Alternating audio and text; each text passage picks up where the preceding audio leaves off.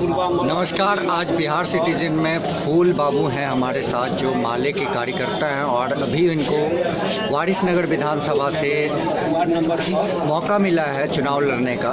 आइए जानते हैं, इनसे पूछते हैं कुछ इनके बारे में, कैसे चुनावी तैयारी चल रहा है इसके बारे में। बताइए सर, अपना परिचय पहले बताइए और कैसे चुनावी तैयारी चल रहा है आपका। मेरा नाम फूल बाबू सिंह है। एक महागठबंधन की ओर से वारिसनगर में भाकपा माले के प्रत्याशी हैं। चुनाव तो जनता लड़ती है इस बार।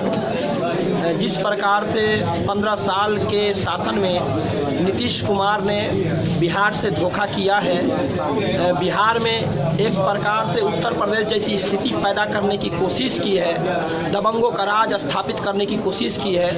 अब बिहार की जनता इसको बर्दाश्त नहीं करना चाहती, इसलिए नीतीश जी के खिलाफ और जूनियर मोदी के खिलाफ बिहार के गांव-गांव में बिल्कुल सरकार बदलने की लहर चल रही है। और मुझे पूरा भरोसा है कि 7 तारीख को जब वारिसनगर विधानसभा क्षेत्र का तकदीर लिखा जाएगा तो यहाँ की जनता निश्चित रूप से नीतीश कुमार को छुतहर के घैला की तरह बिहार के गद्दी से उखाड़ कर फेंकेगी। 10 तारीख का रिजल्ट इस बात को प्रमाणित कर देगा। सर 10 तारीख को रिजल्ट आएगा, उसके बाद प्रमाण होगा। लेकिन अभी जैसे कि नीतीश बाबू का बार बार कहना होता है कि हमने एक सही कानून व्यवस्था स्थापित किया है बिहार में, तो इसमें क्या लगता है कि इस 15 साल के दौरान में आपको लग रहा है कि कानून व्यवस्था सही हो गया है इस बीच में? पूरे बिहार की कानून व्यवस्था मतलब कि कानून में अव्यवस्था का राज स्थापित है। नीतीश जी के कहने से थोड़े हो जाएगा। नीतीश जी अपना चेहरा बदलकर मेरे साथ घूमे। मैं उनका बेटा की उम्र का हूँ। नीतीश जी को वाकई लग रहा है कि उन्होंने सुशासन का राज स्थापित किया है, तो मैं उनके बेटा की उम्र का हूँ और मैं चैलेंज करता हूँ नीतीश कुमार जी को कि वो आए, चेहरा बदल कर जनता के बीच में चलें, जरा बैठा सुनने की कोशिश करें कि एक जन्म प्रमाण पत्र बनाने में, एक राशन कार्ड बनवाने में गरीबों को कितना कष्ट झेलना पड़ता है। मनरेगा किस प्रकार से चल रही है पूरे बिहार के अंदर में। पूरा बिहार भ्रष्टाचार में किस प्रकार से लीन है। कुर्सी के ऊपर से, कुर्सी के नीचे से, कुर्सी के बगल से किस प्रकार से काम की पैसा घूस लिए बना। कहीं कोई अधिकारी, कहीं कोई कर्मचारी काम नहीं करते हैं। ये जनता गांव-गांव में बोल रही है। नीतीश जी जनता की भावना को कद्र करें, जनता की भावना का सम्मान करने की कोशिश करें। वो जेपी के चेला थे, वो कर्पूरी ठाकुर के चेला थे, वो लोहिया के विचार को लागू करने का शपथ लिया था बिहार में, लेकिन बिहार को कहां पहुंचा दिया, भ्रष्टाचार के दलदल में फंसा दिया है। इसलिए नीतीश जी की झूठ इस बार के चुनाव में नहीं चलने वाली है, चाहे वो जितनी चिल्ला लें।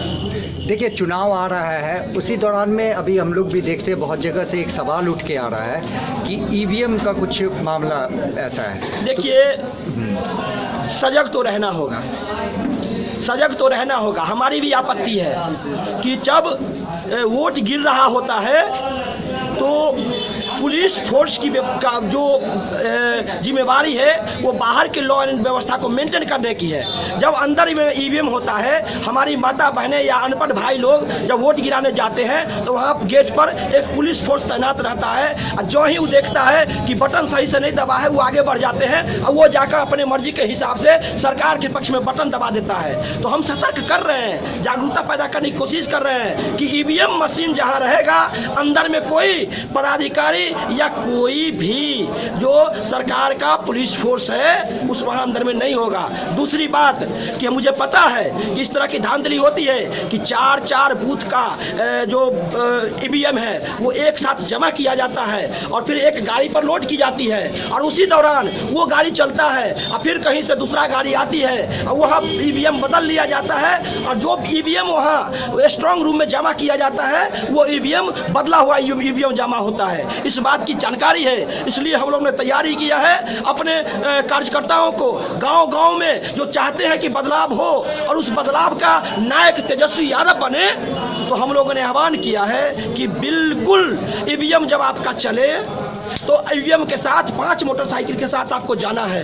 ईवीएम अगर 4 बूथ का इकट्ठा कर लिया गया एक साथ, तो उस जब एक गाड़ी पर लोड करके वो बर्जगिरी की तरफ जब जाएगा तो आपको पीछे वहाँ जाना है। हम लोग भूजा खाकर गरीबों की रक्षा करने वाला, इनकलाब करने वाले कार्यकर्ता हैं लाल झंडा के, इसलिए रात दिन पहरा देंगे और उसमें किसी भी पदाधिकारी को जो अनधिकृत तरीके से बीच में घुसपैठ करने की कोशिश करेंगे तो उसके खिलाफ हंगामा करेंगे और सरकार को झुका देने के लिए विवश करेंगे कि आप ईमानदारी से चुनाव यदि कराए हो तो लोकतंत्र का जो जनमत है उसको आपको स्वीकार करना होगा। चलिए, आखिरी सवाल है कि बिहार सिटीजन प्लेटफॉर्म से आप वारिसनगर की जनता को क्या संदेश देना चाहते हैं और किस तरह के आने वाले समय में किस तरह का विकास देने वाले हैं आप? देखिए, आपका अच्छा सवाल है। विकास तो स्टेट जो सरकार बनेगी, सरकार उसकी एजेंडा तय करेगी और उस एजेंडा को हम लोग लागू करवाने की कोशिश करेंगे जनता के हित में। जहां की जनता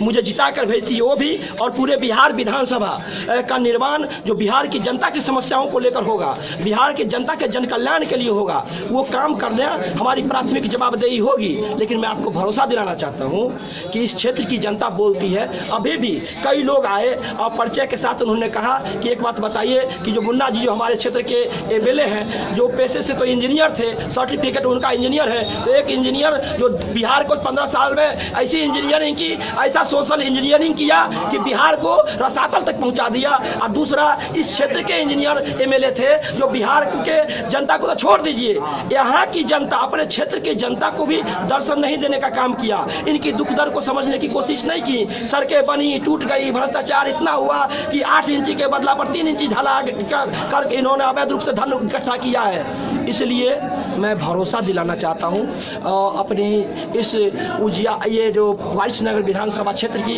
हमारी महान जनता है, हमारी महान मतदाता है, उनको भरोसा दिलाना चाहता हूँ कि चुनाव में वाकई जब कोई आपको मालिक बोलता है कि वोट के मालिक आप हैं और आप किसी उम्मीदवार के तकदीर लिखने जा रहे हैं, तो मैं भरोसा दिलाता हूँ कि मैं आपके सेवक के रूप में आपके बीच में रहूँगा और आपके बीच में रहकर आपके दुख दर्द में शामिल रहूँगा। आपके द्वारा बताए गए रास्ते के हिसाब से जो भी कदम उठानी पड़ेगी, आपके एक अच्छे जनप्रतिनिधि के रूप में आपके बीच में समाजवाद को स्थापित करने के लिए संघर्ष करूँगा। जनता के हर एक समस्या को लेकर जहाँ से उनकी समस्या का समाधान होने वाला है, पहले उस पदाधिकारी के दरवाजा को खटखटाऊँगा और जब लगेगा कि इनमें से कोई भी जनता की समस्या को सुनने के लिए तैयार नहीं है, तो फिर बिहार विधानसभा में मजबूती से इस क्षेत्र की जनता की समस्या के खिलाफ आवाज हमारी गूंजेगी, ये भरोसा दिलाना चाहता हूँ। चलिए, बहुत बहुत धन्यवाद।